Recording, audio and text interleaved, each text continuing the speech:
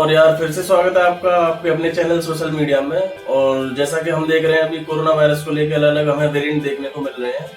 तो मैं और मेरी बहन जैसे भी डॉक्टर बनने वाली है तो इसको भी थोड़ी बहुत जानकारी है डेल्टा प्लस के बारे में। तो मैंने सोचा जो भी लोगों के मन में जो डाउट्स चल रहे हैं या फिर कि नंबर ऑफ केसेस इंडिया में कितने हैं या फिर ये जो नया वेरिएंट देखने को मिल रहा है ये कितना हार्मफुल है, तो इसको लेके हम थोड़ा सा आपके जो भी डाउट्स वगैरह हैं उनको या फिर डेल्टा प्लस के रिगार्डिंग आपको कुछ बताएंगे। तो सबसे पहले तो जैसे डेल्टा प्लस की यार बात करें तो ये जैसे पब्लिक हेल्थ बुलेटिन करके है जो इंग्लैंड में पब्लिश हुआ था सबसे पहले जून 11 को, ठीक है। और उसके बाद में जैसे इसका जो सबलिनेज है इसका डेल्टा वेरिएंट का वो इंडिया में सबसे पहले डिटेक्ट हुआ था। उसके बाद में क्या हुआ था कि जो स्पाइक प्रोटीन होता है K4179 करके, तो ये एक बीटा वेरिएंट का ही वर्जन था जो सबसे पहले साउथ अफ्रीका में सबसे पहले पाया गया था, ठीक है। और इस चीज को लेकर साइंटिस्ट थोड़े से वरी हैं क्योंकि ये म्यूटेंट फॉर्म है, तो उनको ऐसा लगता है कहीं इसके जो कैरेक्टर थे डेल्टा सेकंड वेव के वो ही ट्रांसमिट होकर ज्यादा अपने आप को म्यूटेंट करके ज्यादा हार्मफुल ना हो जाए। और डेल्टा वेरिएंट ऑलमोस्ट 80 कंट्रीज में मिला है और डेल्टा प्लस वेरिएंट 9 कंट्रीज में मिला है अभी तक। और इसकी यार बात करें कि सबसे पहले जैसे कहाँ पाया गया था या फिर इंडिया के ही डेटा की बात करें तो सब जैसे 16 जून की बात करें तो 197 केसेस इसके 11 कंट्रीज में मिले थे। लेकिन अब की बात करें तो ब्रिटेन में जैसे कि 36 हो गए या फिर इंडिया में 8 थे, कनाडा में 1 था। इस तरीके से जून 11 तक केसेस थे, ठीक है। लेकिन लास्ट वेडनेसडे की बात करें तो अराउंड 40 केसेस अकेले महाराष्ट्र में और केरला में एमपी में ही देखे गए हैं इसके। और फर्स्ट केस जो इसका देखा गया था ब्रिटेन में देखा गया था। पहले जो 5 केस थे ब्रिटेन ने बोला है कि खुद डेवलप नहीं हुआ है, जो लोग दूसरी कंट्री से आए जैसे कि नेपाल और टर्की वहीं से ये ट्रांसफर हुआ है। और इसमें अभी तक देखा गया है कि कोई भी डेथ नहीं हुई है, सो ये इतना भी सीरियस नहीं है अभी। और इसकी बात करें यार कि ये मरीज या फिर हमें थोड़ा सा टेंशन लेने की जरूरत है उस चीज की, तो जो हमारी हेल्थ मिनिस्ट्री है उसने गाइडलाइंस दी है कि इसमें इतना वरीड होने की कोई जरूरत नहीं है। लेकिन इसको लेके कुछ जो प्रिकॉशंस वगैरह हो गई या फिर एनहांस टेस्टिंग हो गई या फिर ट्रेसिंग या फिर जो फोकसिंग ऑन सर्विलांस वगैरह इस तरीके का हमें करना चाहिए। उसके व्याप पे हम इसे कंट्रोल कर सकते हैं, इतना हार्मफुल नहीं है ये, क्योंकि इसमें हम क्विक कांटेक्ट ट्रेसिंग वगैरह या फिर ट्रांसमिशन प्रायोरिटी वैक्सीनेशन कर सकते हैं। और इस कि कोरोना को लेके जो बचाव थे उसको फॉलो करके कर सकते हैं इसको, ठीक है। और जैसे बात करें कि डेल्टा प्लस की अभी कंडीशन क्या है इंडिया में, तो ये सबसे पहले 174 डिस्ट्रिक्ट में था, ठीक है, प्रेजेंट कंडीशन में। लेकिन मार्च की बात करें अकेले की तो 52 डिस्ट्रिक्ट में था ये मार्च तक, लेकिन अब 174 डिस्ट्रिक्ट में हो चुका है।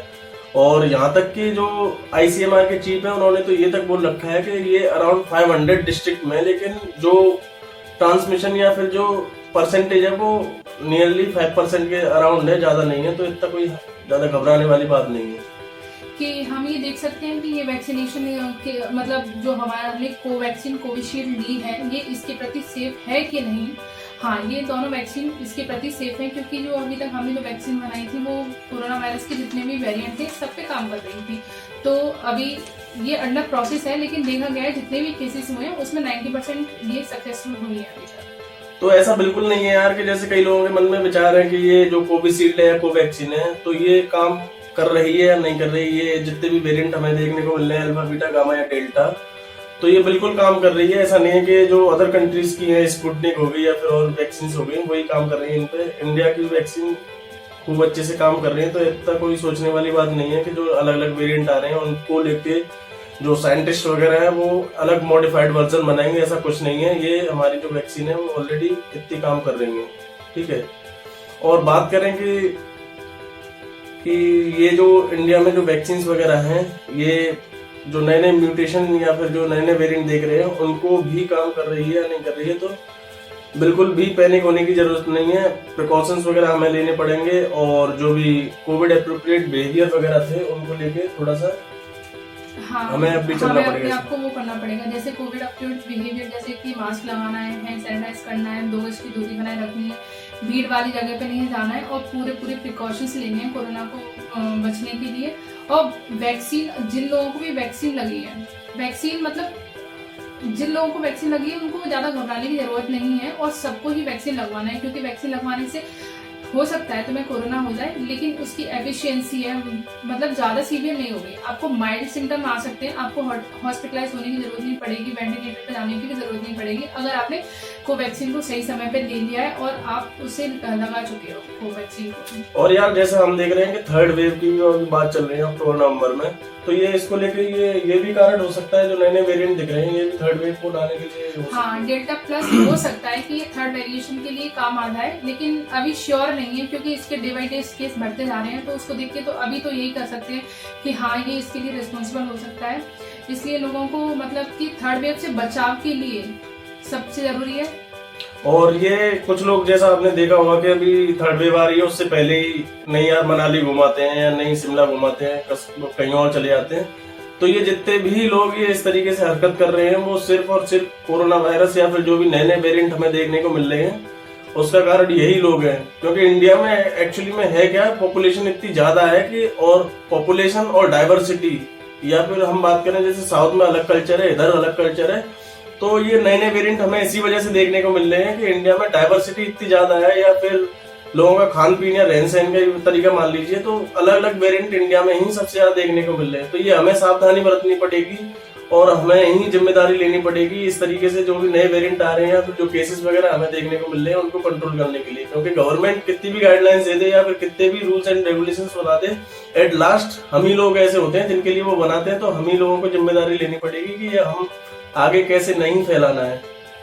तो यही है यार कि डेल्टा प्लस अभी इंडिया में एक्चुअली में इतना है नहीं हार्मफुल, अदर कंट्रीज में ये है, लेकिन इंडिया में अभी इतना ज्यादा इसका इफेक्ट देखने को मिला नहीं है। और ये जो डेल्टा वेरिएंट था उसका मतलब उसके कंपैरिजन में डेल्टा प्लस इतना ज्यादा हार्मफुल नहीं है डेल्टा वेरिएंट के कंपैरिजन में। तो यही, लेकिन सबसे जरूरी है हमें प्रिकॉशंस लेना। अगर थर्ड वेव को बचाना है तो हमें प्रिकॉशंस लेना ही पड़ेगा। अभी कुछ टाइम की बात है, उसके बाद सारी लाइफ नॉर्मल हो जाएगी। हमें उससे पहले क्या करना, थर्ड वेव आने से पहले हमें खुद बचाव करना है, दूसरों का बचाव करना है, जिससे कि जैसे कि सेकंड वेव में हमने देखा था कितनी हर चीज के लिए कितनी डिमांड हो गई थी, ऑक्सीजन सप्लाई कितनी ज्यादा कम हो गई थी, लोगों की कितनी ज्यादा डेथ हो चुकी है, बहुत से लोगों ने अपनों को खोया है, बहुतों को खोया है। तो उससे बचने का सिर्फ एक ही तरीका है, प्रिकॉशंस, सिर्फ प्रिकॉशन। मास्क जरूर लगाएं, हैंड सैनिटाइज करते रहें और भीड़ वाली जगह पे बिल्कुल भी न जाएं। और जैसा यार फर्स्ट वेव में हमने देखा था कि कई लोग सीरियस, मतलब फर्स्ट वेव में सीरियस थे, ठीक है कि हाँ थोड़ा बहुत है कोविड जैसा, क्योंकि नया नया हमें देखने को मिला था। लेकिन सेकंड वेव में क्या हुआ था कि लोगों को लग रहा था कि अरे कुछ नहीं ऐसी ये तो कोविड वगैरह। लेकिन सेकंड वेव में जब लोगों ने देखा कि हाँ उनके पड़ोसियों में भी डेथ वगैरह हो रही है, या फिर रिलेटिव्स में, या फिर जो भी म्यूचुअल्स वगैरह है, तो लोगों की समझ में आया कि हाँ ये वाकई में है पेंडेमिक वगैरह इस तरीके का, ठीक है। और जो ऑक्सीजन वगैरह की डेफिशिएंसी हुई या फिर मेडिसिन वगैरह को लेके इतना हुआ, या हॉस्पिटल्स वगैरह में बेड अवेलेबल देंगे, तो जब सेकंड वेव में ये सब हमें देखने को मिला है तो मुझे नहीं लगता कि अब आगे हमें ढील देनी चाहिए इसको लेके। क्योंकि थर्ड वेव हो सकता है कहीं ना कहीं इससे ज्यादा हार्मफुल हो और लोगों को और ज्यादा नुकसान पहुंचाए, तो उसके लिए हमें खुद जिम्मेदारी लेनी पड़ेगी। क्योंकि सेकंड वेव की भी हमें नहीं मालूम थी कि इस तरीके का कुछ होगा कि ऑक्सीजन की भी कमी पड़ जाएगी। और ऑक्सीजन के आपने देखा होगा कि किस तरीके से ऑक्सीजन लोगों को मिल नहीं पाई और हॉस्पिटल में बेड वगैरह नहीं देखने को मिले हैं। तो सावधानी हमें खुद बरतनी पड़ेगी। और यही कुछ डेल्टा प्लस के साथ में सवाल जो आप लोगों के मन में थे वो हमने दूर करने की कोशिश करी है और थोड़ी सी जानकारी देने की कोशिश करी है। और बाकी तो और कुछ बस धन्यवाद। Be safe. Okay, thank you.